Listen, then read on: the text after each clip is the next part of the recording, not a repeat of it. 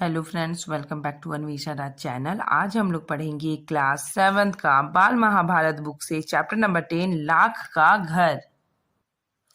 भीमसेन का शरीर बल और अर्जुन की युद्ध कौशलता देखकर दुर्योधन की जलन दिन पर दिन बढ़ती ही गई। ठीक है, तो भीमसेन क्या थे? बहुत ही बलशाली थे। ठीक है, उनके पास बहुत बलिष्ठ ऊर्जा थी। और अर्जुन धनुधारी थे, बहुत ही अच्छे धनुधारी थे। और ये वे युद्ध कौशल में बहुत ही अच्छे थे। इस वजह से दुर्योधन की जो जलन है, उसकी ईर्ष्या दिन प्रतिदिन बढ़ती ही जा रही थी। ठीक है, वह ऐसे उपाय सोचने लगा कि जिससे पांडवों का नाश हो सके।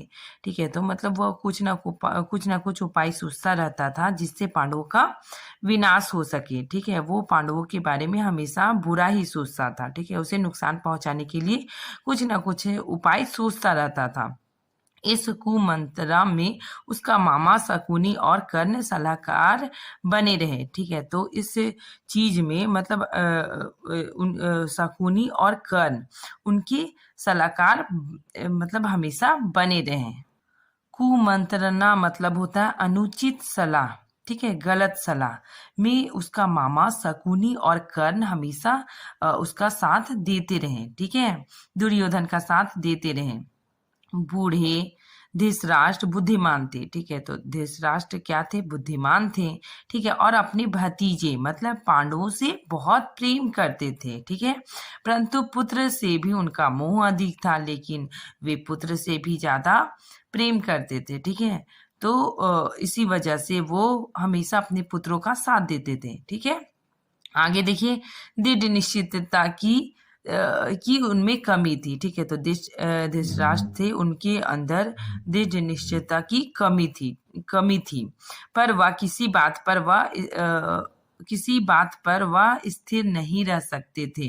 अपने बेटे पर अंकुश लगाने की शक्ति उनमें नहीं थी। ठीक है, तो वे दृढ़ निश्चय भी नहीं थे। ठीक है, और अपने बेटे पर अंकुश अंकुश मतलब होता है लगाम। ठीक है, तो अपने बेटे पर लगाम लगाने की ताकत भी उनके अंदर नहीं थी। ठीक है, उनका जो बेटा है दुर्योधन कुछ भी बोलता था तो उनकी बात को हमेशा मतलब साथ देते रहते थे। ठीक है, चाहे वो गलत ही क्यों ना हो। ठीक, इस कारण यह जानते हुए कि दुर्योधन कूरा मतलब क्या होता है? गलत राह पर चल रहा है। ठीक है, उन्होंने उनका ही साथ दिया। ठीक है, तो उनको पता था कि दुर्योधन गलत राह पे चल रहा है, फिर भी पुत्र मोह के कारण उसका साथ हमेशा देते रहते थे। इधर पांडवों की लोकप्रियता दिन प्रतिदिन बढ़ती जा रही थी। ठीक है, दिनों दिन बढ़ती जा रही थी। तो पांडव बहुत अच्छे थे। ठीक है, वे व्यवहार में भी बहुत अच्छे थे। ठीक है, और युद्ध कौशल में भी अच्छे थे, इसीलिए उनकी जो लोकप्रियता थी मतलब वे दिन प्रतिदिन फेमस होते जा रहे थे। चौराहे और सभा समाज के लोग कहते कि राजगद्दी पर बैठने के योग्य तो युधिष्ठिर ही है। ठीक है, तो मतलब नगर के चौराहे में समाज में लोग आपस में बात करने लगे कि राजगद्दी पर बैठने का योग तो युधिष्ठिर ही है। ठीक है, वे आपस में क्या बात करते हैं उस चीज को यहाँ पे बताया गया है कि वे कहते थे धृतराष्ट्र तो जन्म से अंधे थे। ठीक है, तो धृतराष्ट्र क्या थे? जन्म से अंधे थे। इस कारण उनके छोटे भाई पांडु ही सिंहासन पर बैठे। उनकी अकाल मृत्यु हो जाने पर और पांडवों के बालक होने के कारण कुछ समय के लिए धृतराष्ट्र ने राज्यकाल संभाला था। ठीक है, तो समाज के लोग चौराहे में ये बात करते थे कि धृतराष्ट्र तो जन्म से अंधे थे, इसी कारण उनके जो छोटे भाई पांडु है उनको सिंहासन दिया गया। ठीक है, तो पांडु की अकाल मृत्यु हो गई और पांडु जो पांडव के पिता थे। ठीक है, तो पांडु की अकाल मृत्यु हो गई और पांडव लोग क्या थे ना, बच्चे, वे लोग छोटे बच्चे थे। ठीक है, इसी कारण धृतराष्ट्र को राजकाल संभालना पड़ा था।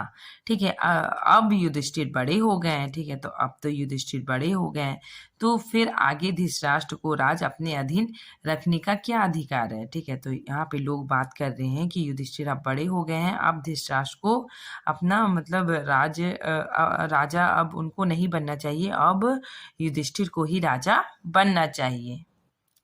पितामह भीष्म का तो कर्तव्य है कि वह धृतराष्ट्र से राज का भार युधिष्ठिर को दिला दे। ठीक है, तो ये समाज के लोग आपस में बात कर रहे हैं कि पितामह भीष्म का यही कर्तव्य है कि वो मतलब इस युधिष्ठिर को ही राजकाल दे दे। ठीक है, युधिष्ठिर ही सारी प्रजा के साथ न्यायपूर्वक व्यवहार कर सकेंगे।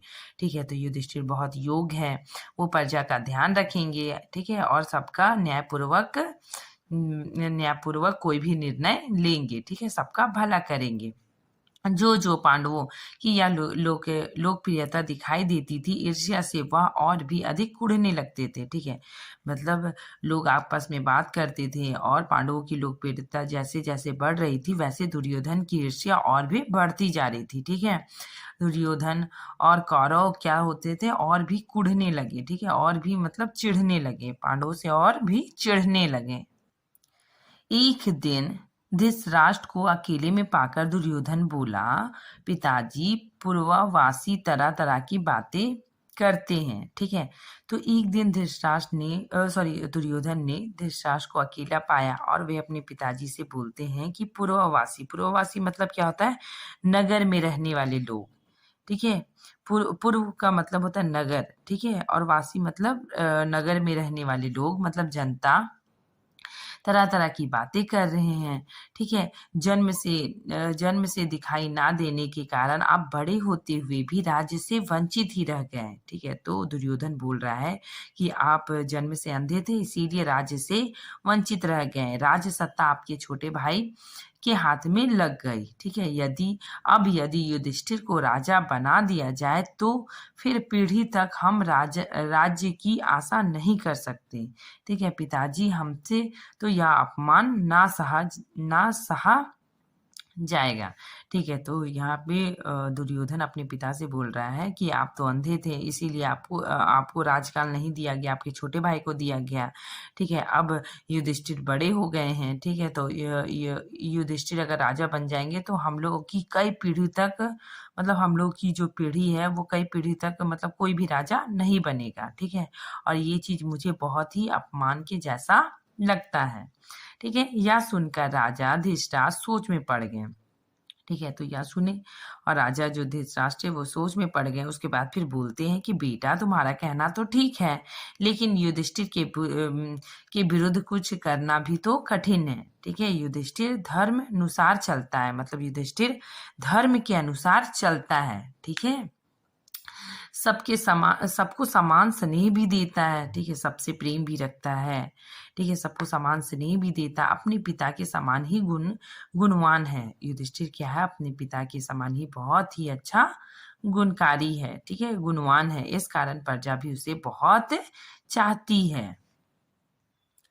यह सुनकर दुर्योधन बोला, पिताजी आपको और कुछ नहीं करना है। ठीक है, तो यह सुना। ठीक है, अपने पिता से यह बात सुनकर दुर्योधन बोलता है कि आपको कुछ भी नहीं करना है, सिर्फ पांडवों को किसी न किसी बहाने वारणाव्रत के मेले में भेज दीजिए। ठीक है, तो वो अपने पिता से बहुत रिक्वेस्ट करता है कि आप पांडवों को किसी न किसी बहाने वारणाव्रत मेले में भेज दीजिए। ठीक है, मैं आपको विश्वास दिलाता हूँ, इतनी सी बात से हमारा कुछ भी बिगाड़ नहीं होगा। ठीक है, मतलब इतनी छोटी सी बात से हमारा कुछ भी बिगड़ेगा नहीं, आप किसी न किसी तरह से पांडवों को वारणाव्रत के मेले में भेज दीजिए, बाकी सब कुछ मैं खुद संभाल लूंगा। इसी बीच अपने पिता और अधिक दबाव डालने के इरादे से दुर्योधन ने कुछ कूटनीतियों को अपने पक्ष में मिला लिया। ठीक है, तो दुर्योधन का पता था कि अगर मैं सिर्फ पिताजी से बोलूंगा तो पिताजी नहीं मानेंगे। ठीक है, तो उन्होंने क्या किया, अपने इसके लिए कुछ और लोगों को अपने पक्ष में कर लिया। ठीक है, वे बारी बारी से धृतराष्ट्र के पास जाकर पांडवों के विरुद्ध उन्हें उस्काने लगे। ठीक है, तो वे बारी बारी जाके धृतराष्ट्र के पास पांडवों के विरुद्ध उस्काने लगे, मतलब भड़काने लगे। ठीक है, इसमें कार्निक नाम का ब्राह्मण मुख था। ठीक है, तो एक कार्निक नाम का ब्राह्मण था, वो बहुत ही मुख था। ठीक है, जो शकुनी का मंत्री था। उसने धृतराष्ट्र की राजनीतिक चालों का भेद बताते हुए अनेक उदाहरण और प्रमाणों से अपनी दलीलों की पुष्टि की। ठीक है, तो वो जो कार्निक नाम का ब्राह्मण था वो मतलब राजनीतिक और सब चालों का भेद खोलते हुए अंत में राजा से बोलता है कि राजन, जो वान होते हैं वही संसार में श्रेष्ठ माना जाता है। ठीक है, यह बात ठीक है कि पांडु आपके भतीजे हैं, परंतु वे बड़े शक्ति संपन्न हैं। ठीक है, वे क्या है, बहुत ज्यादा उनके पास शक्ति है। ठीक है, वे बहुत योग्य है, इस कारण अभी से ही चौकन्ने हो जाइए, मतलब अभी से ही सतर्क हो जाइए। आप पांडु पुत्रों से अपनी रक्षा कर लीजिए, वरना पीछे पछताइएगा। ठीक है, तो ये जाके महाराज को बहुत ही भड़काता है। ठीक है, उल्टा सीधा बात बोलता है कि ये जो पांडु है ये बहुत शक्ति संपन्न है। ठीक है, और आप चौकन्ने हो जाइए, मतलब आप सतर्क हो जाइए, नहीं तो फिर आपको बहुत ही पछताना पड़ेगा। कार्निक की बातों पर धृतराष्ट्र विचार कर ही रहे थे कि दुर्योधन ने आकर कहा, पिताजी आप अगर किसी तरह पांडवों को समझाकर वानरव्रत भेज दे तो नगर और राज्य पर हमारा शासन पक्का हो जाएगा। ठीक है, फिर पांडव बड़ी खुशी से लौट सकते हैं और हमें उनसे कोई खतरा नहीं होगा। ठीक है, तो दुर्योधन क्या करता है ना कि बहुत जिद करने लग जाता है। ठीक है, अपने पिता से बोलता है कि आप किसी ना किसी तरह पांडवों को वानरव्रत भेज दीजिए। ठीक है, बाकी सब कुछ मैं संभाल लूंगा और नगर और राज्य पर हमारा ही अधिकार होगा। ठीक है, और पांडव भी बहुत खुशी खुशी लौट आएंगे। ठीक है, और उनसे हमें कोई भी खतरा नहीं होगा। ठीक है, दुर्योधन और उसके साथी धृतराष्ट्र को दिन रात इसी तरह पांडवों के विरुद्ध कुछ ना कुछ कहते सुनाते रहते थे, उस पर अपना दबाव डालते रहते थे। आखिर धृतराष्ट्र कमजोर पड़ गए और उनको लाचार होकर अपने बेटे की सलाह माननी पड़ी। दुर्योधन, ठीक है, तो इसमें बताया जा रहा है कि जो धृतराष्ट्र थे वे मतलब बहुत ही उनका जो कॉन्फिडेंस था वो बहुत ही लो था। ठीक है, तो वो दुर्योधन और उसके साथी अन्य लोग आके मतलब पांडवों के विरुद्ध कुछ ना कुछ बोलते रहते थे, जिससे धृतराष्ट्र कमजोर पड़ गए हैं। ठीक है, और उन्होंने अपने बेटों की बात मान ली। ठीक है, दुर्योधन के पृष्ठपोषक मतलब क्या होता है, चाटुकर। ठीक है, उसके जो क्या बोले उसको, पोषकों मतलब क्या होता है, दुर्योधन के कुछ चापलूस थे। ठीक है, वारनाव्रत की सुंदरता और खूबियों के बारे में पांडवों को बहुत ललचाया। ठीक है, तो जो दुर्योधन के जो चापलूस थे वे जा जाकर पांडवों को वारनाव्रत की सुंदरता, उसकी खूबियों के बारे में बताते रहते थे, जिससे पांडवों के अंदर भी यह इच्छा जगने लगी कि उसे भी वारनाव्रत जाना है। ठीक है, कहा कि वारनाव्रत में एक भारी मेला होने वाला है। तो वे लोग पांडवों को बोलते थे कि वारनाव्रत में एक भारी मेला होने वाला है, जिसकी शोभा देखते ही बनती। ठीक है, उनकी बातें सुन सुनकर खुद पांडवों को भी वारनाव्रत जाने की उत्सुकता हुई, यहाँ तक कि उन्होंने स्वयं आकर धृतराष्ट्र से वहां जाने की अनुमति मांगी। ठीक है, तो वे लोग जो पांडव के द्वारा दुर्योधन के द्वारा जो भेजे गए चापलूस थे, वे जा जाके पांडवों को हमेशा मतलब वारनाव्रत के बारे में बताते रहते थे, उसकी खूबसूरती के बारे में। तो पांडव लोगों की भी इच्छा हो गई कि हम लोगों को भी वारनाव्रत जाना है, और वे लोग मतलब स्वयं आकर धृतराष्ट्र से अनुमति मांगते हैं कि हमें वारनाव्रत जाना है। तो धृतराष्ट्र उनको अनुमति दे देते हैं, उनको परमिशन दे देते हैं। धृतराष्ट्र की अनुमति पाकर पांडव बड़े खुश हुए और भीष्म आदि से विदा लेकर माता कुंती के साथ वारनाव्रत के लिए रवाना हो गए। ठीक है, तो वे लोग क्या किए, धृतराष्ट्र से अनुमति पाके सारे पांडव और माता कुंती वारनाव्रत की तरफ चल दिए। पांडव के चले जाने की खबर पाकर दुर्योधन की खुशी की तो सीमा न रही। वह अपने दोनों साथियों कर्ण और शकुनी के साथ बैठकर पांडव तथा कुंती का काम तमाम करने का उपाय सोचने लगे। ठीक है, तो जब दुर्योधन को ये खबर लगी कि पांडव वानव्रत जा रहे हैं, तो दुर्योधन बहुत खुश हुआ। ठीक है, और अपने साथी कर्ण और शकुनी के साथ बैठकर वो मतलब पूरा प्लानिंग बनाने लग गए। ठीक है, उसने अपने मंत्री पुरोचन को बुलाया और गुप्त रूप से सलाह की। ठीक है, तो उसने अपना मंत्री को बुलाया पुरोचन, ठीक है, और उससे मतलब गुप्त सलाह की और एक योजना बनाई, और उन लोग क्या किए, एक प्लानिंग बनाए। ठीक है, पुरोचन ने यह सारा काम पूर्ण सफलता के साथ पूरा होने का वचन दिया। तो जो पुरोचन था वो बोला कि मैं सारा काम मतलब सारा काम अच्छे से कर दूंगा, ठीक है। और तुरंत वारनाव्रत के लिए रवाना हो गया और फिर वह पुरोचन वारनाव्रत की ओर चला गया, ठीक है। एक शीघ्रगामी मतलब बहुत तेज चलने वाले रथ पर बैठकर पुरोचन पांडवों से बहुत पहले वारनाव्रत जा पहुंचा, ठीक है। तो वो बहुत जल्दी पांडवों से भी जल्दी वो वारनाव्रत चला गया, ठीक है।